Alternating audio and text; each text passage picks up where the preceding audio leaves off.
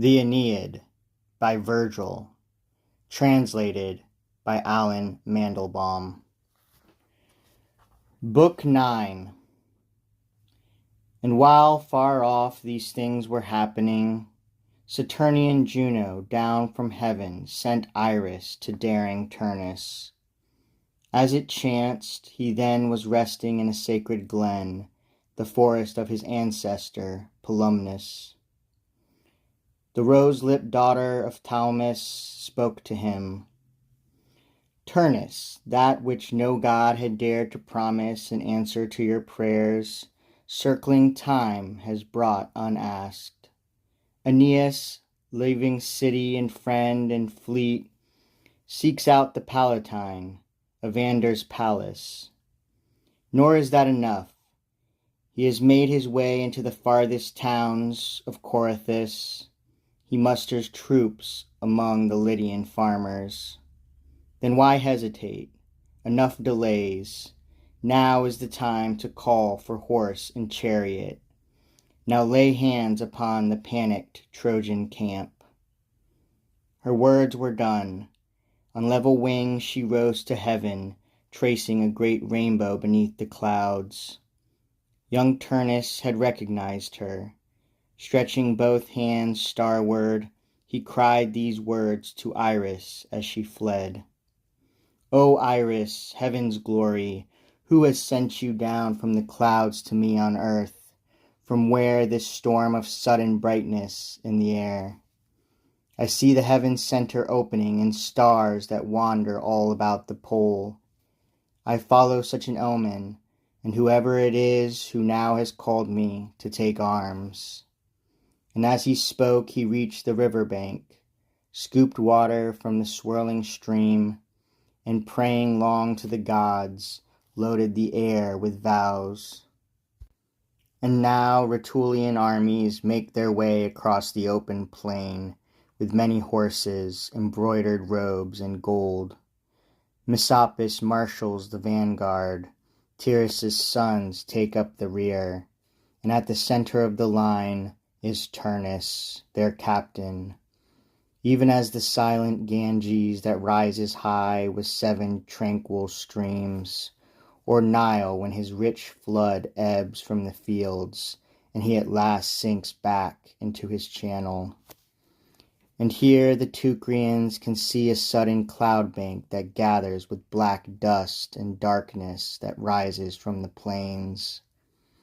And from a rampart, Caicus is the first to cry aloud, My countrymen, what rolling mass is this of gloom and darkness? Quick, bring sword and lance, the enemy is on us, mount the walls. Through all the gates the Trojans, clamoring, take cover, and they man the battlements, for so Aeneas, best of warriors, had ordered them to do on his departure. Were anything to happen in his absence, they should not dare an open fight or chance the field, but only guard the camp and walls secure behind their ramparts.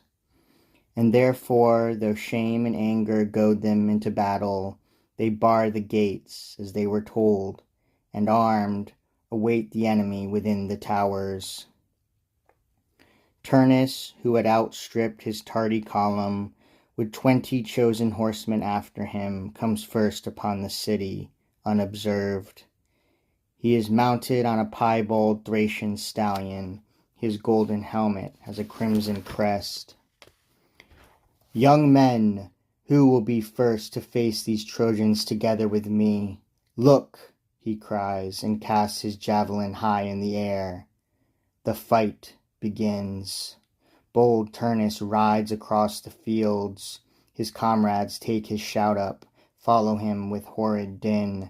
They marvel at the coward hearts of the Teucrians, at how they shun the level plain, and will not fight, but hug their camp. Fanatic Turnus scans the walls. He rides from this side back to that, seeking an entrance where there is none. Even as a wolf who waits outside the full sheepfold will howl beside the pens at midnight, facing both wind and storm. Beneath their dams the sheltered lambs keep on bleating. Fierce and desperate with rage, the wolf is wild against his absent prey. After such long famine now the frenzy for food, his dry and bloodless jaws torment him. Just so, as he surveys the wall and camp, is Turnus's anger kindled. Indignation is hot in his hard bones. How shall he test their entrances? How can he drive the Trojans from their defences, pour them on the plain? At last he launches an attack against the fleet, where it lies hidden near the camp. To one side ramparts, on the other river. He calls for fire to his rejoicing comrades. He snatches eagerly a blazing pine. Now Turnus's presence spurs them. They all work in earnest, all take up black firebrands. They strip the hearths. The smoking torches cast a glare of pitch. The Lord of Fire lifts the mingled sparks and ashes to the stars. What god, O Muses, fended off such fierce fires from the Teucrians, who saved their ships from such a blazing conflagration? Tell me, for that which makes us trust the tale is old, and yet the story's fame is everlasting.